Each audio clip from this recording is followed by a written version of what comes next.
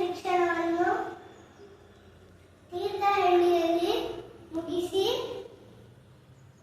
ಪ್ರೌಢಶಾಲೆಯಿಂದ AMA ಮೈಸೂರಿನಲ್ಲಿ ಓದಿದ್ದರು.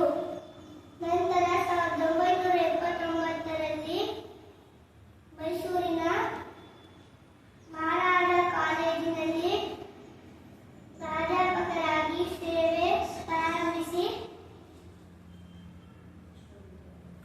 ವಿಶ್ವವಿದ್ಯಾಲಯದ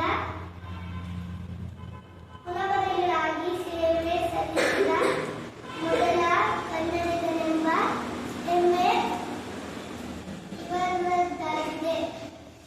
ಇವರು ರಚಿಸಿದ ಶ್ರೀ ರಾಮಾಯಣ ದರ್ಶನಂ ಎಂಬ ಕೃತಿಗೆ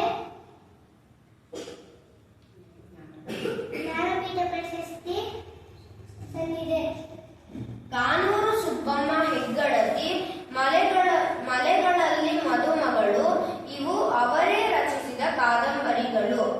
ನೆನಪಿನ ದೋಣಿಯಲ್ಲಿ ಕೃತಿಯು ಇವರ ಆತ್ಮಕಥೆಯನ್ನು ಸಾರುತ್ತದೆ. ಇವರಿಗೆ 1958ರಲ್ಲಿ ಪದ್ಮಭೂಷಣ ಪ್ರಶಸ್ತಿ, 1944ರಲ್ಲಿ ರಾಷ್ಟ್ರಕವಿ ಎಂಬ ಬಿರುದು, ಕರ್ನಾಟಕ ರತ್ನ, ಪದ್ಮವಿಭೂಷಣ ಪ್ರಶಸ್ತಿ ಹಾಗೆ 3 ವಿಶ್ವವಿದ್ಯಾಲಯಗಳು ಗೌರವ ಡಿ.ಲಿಟ್ ಪ್ರಶಸ್ತಿ ಪ್ರದಾನ ಮಾಡಿದೆ. ವರಕವಿ ಬೇಂದ್ರೆಯವರಿಂದ ಯುಗದ ಕವಿ ಜಗದ ಕವಿ ಎಂದೇ ಪ್ರಶಂಸೆಗೆ ಪಾತ್ರರಾಗಿದ್ದಾರೆ. ವಿಶ್ವಮಾನವ ಸಂದೇಶವನ್ನು ಸಾರಿದಂತಹ ಹೆಮ್ಮೆಯ ಕನ್ನಡಿಗ ಜೈ ಭಾರತ ಜನನಿಯ ತನುಜಾತೆ ಎಂಬ ನಾಡಗೀತೆಯನ್ನು ರಚಿಸಿದ ಮೇರು ಕವಿಯಾಗಿದ್ದಾರೆ. ಅಭಿನವ ವಾಲ್ಮೀಕಿ ಎಂದೇ ಜನಮಾನಸರಲ್ಲಿ ಪ್ರಸಿದ್ಧರಾದ ಇವರು 1994 ನವೆಂಬರ್ 11ರಂದು ನಮ್ಮನ್ನಗಲಿದರು. ಇಂತಹ ಮೇರು ಪ್ರತಿಭೆ ಇಂದಿಗೂ ಜನಮಾನಸರಲ್ಲಿ ನೆಲೆ ನಿಂತಿದ್ದಾರೆ. ಧನ್ಯವಾದಗಳು.